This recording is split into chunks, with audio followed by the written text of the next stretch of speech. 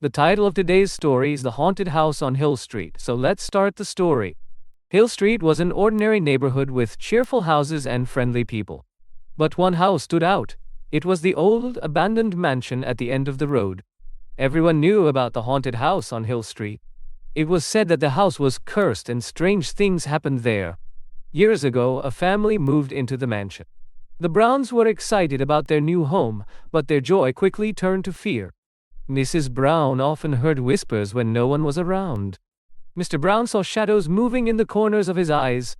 Their children, Lily and Sam, had the most terrifying experiences. Toys would move on their own, and they would wake up with scratches on their arm. One night, the Browns had a particularly frightening encounter. It was a stormy night, and the wind howled outside. The family huddled together in the living room, trying to ignore the creepy sounds echoing through the house. Suddenly, the lights went out, and the room was plunged into darkness. "Mom, I'm scared," Lily whispered, clutching her mother's arm. "It's okay, sweetheart. It's just a power outage," Mrs. Brown tried to reassure her. But then, they heard footsteps coming from upstairs. Slow, deliberate footsteps. Mr. Brown grabbed a flashlight and cautiously made his way up the creaking staircase. The light flickered, casting eerie shadows on the wall. When he reached the top, he found nothing but an empty hallway. "Is anyone there?" he called out. But there was no answer. As Mr. Brown turned to go back downstairs, the temperature dropped suddenly. He could see his breath in the air, and an icy chill ran down his spine. Then he saw it, a ghostly figure standing at the end of the hallway. It was a woman, dressed in old-fashioned clothes, her face pale and eyes hollow. She reached out to him, her fingers long and bony. Terrified, Mr. Brown ran back downstairs. "We need to leave now," he shouted. The family rushed out of the house and never returned.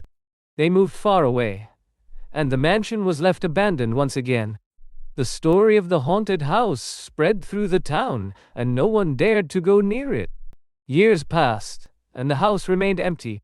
But the legend of the haunted house on Hill Street lived on. People claimed to hear strange noises at night, and some even saw the ghostly woman in the windows. One brave soul, a young man named Jack, decided to investigate the mansion. He was fascinated by ghosts and wanted to prove the stories were just tales. Jack entered the house with a flashlight and a camera, determined to capture evidence of the supernatural. He explored the dusty rooms, feeling a mix of excitement and fear. As he walked through the mansion, he noticed the temperature drop, just like Mr. Brown had experienced. He heard whispers and footsteps, but he kept going.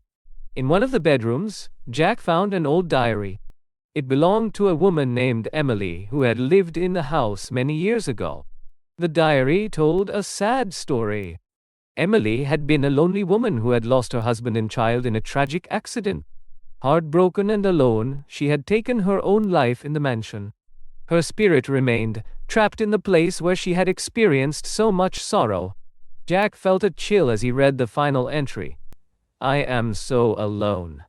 I cannot bear it any longer. I hope someone will find peace in this house one day." Suddenly, Jack heard a soft voice behind him. "Help me!" He turned around and saw the ghostly figure of Emily. She looked at him with pleading eyes.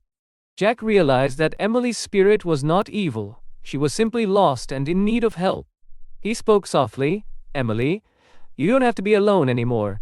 You can find peace." Emily's ghost smiled, but something felt wrong. The air grew colder, and Jack felt an overwhelming sense of dread. Suddenly, Emily's expression changed to one of anger and sorrow. Her eyes darkened, and her form became more solid and menacing. "You can't leave?"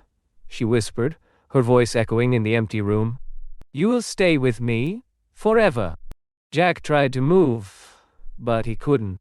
His feet were rooted to the spot, and an invisible force held him in place. He felt a cold hand grip his arm, pulling him towards Emily. The room spun around him, and darkness closed in. As Jack struggled against the invisible force, he remembered the diary. Emily's sorrow and anger were tied to the loss of her family. He needed to find a way to bring her peace. With a shaky voice, he began to speak to her, telling her that her family would want her to find peace, to move on from this place. "You don't have to stay here, Emily. Your family is waiting for you in a better place. Let go of your anger and sorrow. They want you to be happy again," Jack pleaded. Emily's grip loosened and her ghostly form wavered. She looked at Jack with tear-filled eyes.